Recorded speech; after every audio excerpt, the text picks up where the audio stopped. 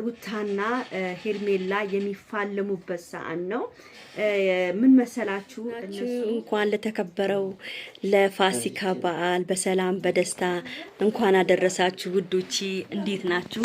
እንግዲህ ዛሬ አዳዲስ ነገሮችን ይዤላችሁ መጥቻለሁ። ቤተሰብ እንዴት ነው? አመት በዓል አውደ አመት እንዴት ነው? ዛሬ እንግዲህ አውደ አመት ነው። በጣም ደስ ይላል። የፋሲካ በዓልን ይሄው በእንደዚህ አይነት ሁኔታ እያከበርን ያለ ነው። ቤተሰብ እናንተስ እንዴት ናችሁ? ባላችሁበት ቦታ እያከበራችሁ ነው ወይ? መልካም አውደ አመት ይሁንላችሁ ለሁላችሁ እያልኩኝ እንግዲህ ተወዳጆቹ ህዝብ የሚወዳቸው እንግዲህ ታዋቂዎቹ ዩቲዩበሮቹ ዛሬ በሚገርም ሁኔታ መጥተዋል ማለት ነው። ማናቸው ብትሉኝ ደግሞ ያው ሄርሜላና አብርሽ ዛሬ በሚገርም አበሻ ቀሚስ በሚገርም እንዴት አባታቸው እንደሚያምሩ ማርያም በጣም ነው የሚያምሩት። በጣም ወድጄዋለሁ የአበሻ ቀሚሱን ስታይል።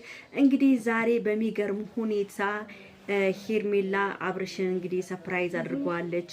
ቡናዋን ሁሉን ነገሯን ጨስ አድርጋ እንግዲህ በኋላ በሰፊው ጠብቁን ብላለች። እንግዲህ ዛሬ ደግሞ በጣም በሚገርም ሁኔታ በጣም በሚደንቅ ሁኔታ ዛሬ የሁለቱ ለማንኛውም ቤተሰብ ይሄን ቪዲዮ በደንብ አድርጋችሁ ላይክ፣ ሼር፣ ሰብስክራይብ እንድታደርጉ ፈልጋለሁ። ሁላችሁም ላይክ አድርጉ እሺ። እና ውዶቼ ምንድነው ዛሬ እንግዲህ ዛሬ 3 ሰዓት ላይ ያው ታውቃላችሁ ከምሽቱ 3 ሰዓት ላይ በጣም ባደገኛው በአስፈሪው እንግዲህ ጌም አለ 3 ሰዓት ላይ ማንም ሰው እንዳይረሳ። ከምሽቱ 3 ሰዓት እንግዲህ ሩታና ሄርሜላ የሚፋለሙበት ሰዓት ነው። ምን መሰላችሁ? እነሱ በጣም የሚገርማችሁ ነገር አዲስ ነገር የሰማሁት ነገር አለ። አዲስ ነገር ምን እንደሆነ ታውቃላችሁ? ያኔ የተሸነፈ ሰው ከባድ ቅጣት እንደሚጠብቀው ቅጣቱም እንግዲህ አንዳንዶቹ በጣም የገረመኝ ኮሜንት ልንገራችሁ። ቅጣቱ ያሸነፈ ሰው ከአብርሃም ጋር አዳር ከአብርሃም ጋር ነው ያሉት አንዳንዶቹ። በጣም ነው የገረመኝ። ግን ባለጌ ናችሁ እንደዚህ ያላችሁ ሰዎች ነፍሳችሁ አይማርም። ግን ምን መሰላችሁ? እኔ የሰማው ሰው 50 ሰው ምንድነው መቄዶንያ ምግብ ያበላል 50 ሰው ማለት ነው። የተሸነፈ ሰው 50 ሰው መቄዶንያ ምግብ ያበላል ተብሏል። እንግዲህ እንደዛ ተወስኗል ማለት ነው። ቤተሰብ እንግዲህ ይሄን ነገር ከአንዳንድ ምንጮች ነው የሰማሁት። ያው ታውቃላችሁ ያው ሄርሜላና ማናት ሄርሜላና ሩታ እንግዲህ በጣም በሚገርም ሁኔታ ነው ያው ተዘጋጅተው ነው የመጡት። ታች እንግዲህ አብርሃም ከማን ጎን ቆሞ እንደሚያግዝ አላቅም።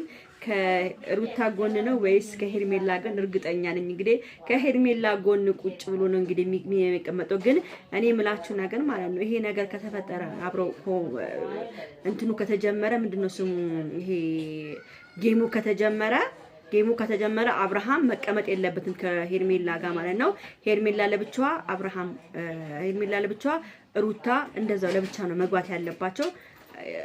አብርሃም አብሯቸው መቀመጥ የለበትም ማለት ነው። ህጉ እንደዛ ነው።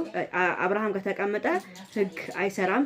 ዛሬ እንግዲህ ድል ለሩታ ብያለሁ፣ ድል በዚህ በኩል ደግሞ ለሄርሜላ ብያለሁ። እና ውዶቼ ሁሉም ድል ለሄርሜላም ለሁለቱም ይሁን ነው የምለው እኔ ለሁለቱም። ያው ይሄ ጌም ነው የተሸነፈ ሰው ያው 50 ሰው ስለሚመግብ የተሸነፈ ሰው እንዲመግብ ደስ ይላል።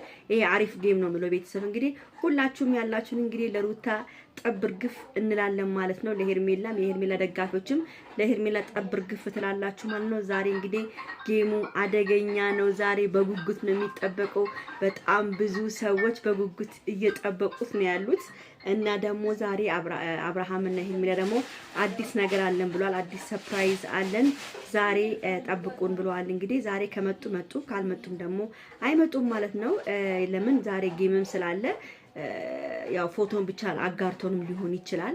በጣም ደስ ይላል። እንግዲህ ያው አንድ ላይ ሲኮን እንደዛ ነው። እኔ ደስ የሚለኝ ከሩታ ጋር እንደዚህ ሁሉ አመት ከሩታ ጋር የለመር ነው። አብርሽን ያው አንድ አይነት ልብስ ለብሰው ሁሌ አመት የለመር ናቸው በሁሉም ነገር ሩታ ጋር ነው። ይሄው በአሁኑ አመትና ባለፈው እንደዚሁ ብጥብጥ ላይ ስለነበሩ አንድ አይነት እንኳን ሊለብሱ ቀርቶ ሊስማሙም አልቻሉም። ያው እስከ መፋታት ደረጃ ደርሰዋል ማለት ነው። እንግዲህ አሁን ደግሞ አብርሽ ከሄርሜላ ጋራ ነው እንግዲህ ያለው። አብሮ ለብሶ ነው የመጡት።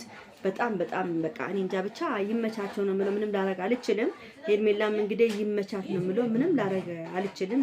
ብቻ ይሁን።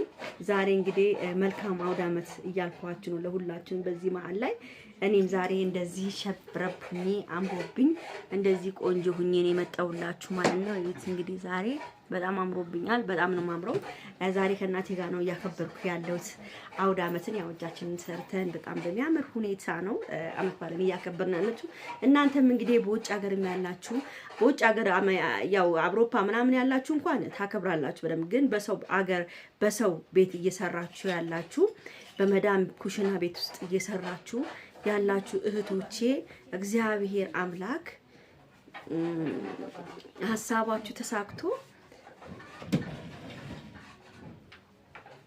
በቃ ቤተሰቦቻችሁ ጋር መታችሁ ልክኛ እግዚአብሔር እንዳደረገልኝ እኔም ከእናቴ ጋር እንዳከብር እንዳደረገልኝ ያው ታውቃላችሁ 10 ምናምን አመት አረብ ሀገር ነበርኩኝ። አሁን ነው ከቤተሰብ ጋር ማክበር የጀመርኩት። እግዚአብሔር ይመስገን። እናንተም እግዚአብሔር አምላክ ለሀገራችሁ አብቅታችሁ ከቤተሰቦቻችሁ ጋር ለማክበር ያብቃችሁ። ልጅ ያላችሁ እናት ያላችሁ ምናምን በቃ ቤተሰቦቻችሁ ጋር ለማክበር ያብቃችሁ። ምኞት ሀሳባችሁ መድኃኒዓለም ያሳካላችሁ ላሉ ቤተሰብ። በተረፈ በጣም ነው የምወዳችሁ። አይዟችሁ እህቶቼ፣ ሁሉም ነገር ያልፋል። ሁሉም በጊዜ ያልፋል። በርታችሁ ጠንክራችሁ ለሀገራችሁ ለመብቃት ጣሩ። በተረፈ ወዳችኋለሁ፣ አከብራችኋለሁ እህቶቼ። ደህና ዋሉልኝ። መልካም አውደ ዓመት።